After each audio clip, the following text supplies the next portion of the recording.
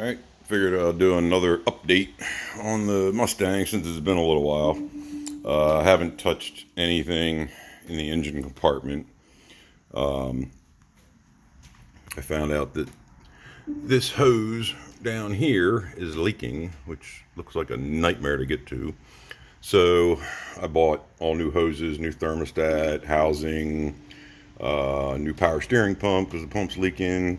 So I'm gonna have to new tensioner. I don't know. I bought a bunch of shit, so I'm gonna have to tear all this stuff apart. But for right now, it's winter time here in Maryland. It's getting colder and raining today, so I moved to the interior of the car. So haven't ripped the dashboard out yet. I'm gonna do that once I get the kill mat back in. But went through, cleaned up all the floors, made sure there was no rust. There was a couple little tiny bits of surface rust, nothing major. Went over the whole floor with pour 15 or whatever they call that, the rust inhibitor and stuff like that. So the whole floor's been done.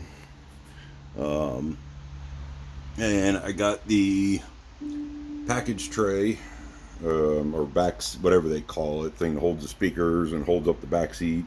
I got that welded in from taking it. I took it out of the other car. It's not perfect, but it'll work.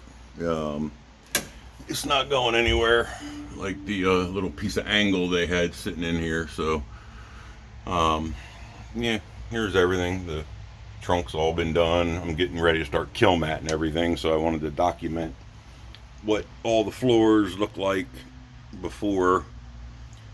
Yeah, you must look at, but this is it.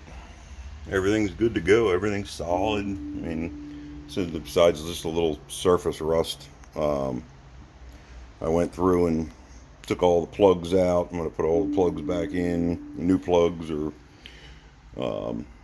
yeah, that's pretty much it. This is the car for now, and then try to get start working on getting the interior painted and all that stuff. I'm gonna try to figure out. They had switched this to fill the gas tank. I showed it in one of the earlier videos. You push a button and the tail light swings open. Well, they had all these wires ran all the way up to the center console with a switch to open it, switch to close it. I don't see why I need all that run up to the console when I can just pop the trunk and put a switch on one of the panels here and to open it and close it, or over here. But because this may not stay, if I don't like this, it's getting ripped out and put back to the way it was. But yeah, here's the trunk. I did everything with a paintbrush, so it's not perfect, but got everything back together. And let's see, I had to be, it was a pain in the ass trying to put this tray in, with the old one being an 88, the new one being a 92. They're shaped different, of course, and different holes for mounting the seat belts, and just turned into a real pain in the ass. But it's in, and like I said, once it's covered up, it won't matter. It's just, it's just there to hold the speakers and hold the seat from falling into the trunk. So here it is. Everything's filthy, dirty, covered in dust and all that. But hopefully by spring I'll have this thing back together and on the road. I found out that I want to convert to 5-lug, but it ain't gonna happen anytime soon. I've been just dumping money into this car like crazy. All this little stuff adds up. But the rear brakes weren't even working. Wheel cylinders didn't seem to be pumping, or emergency brake, when I finally got the right emergency brake hooked up, and doesn't do anything.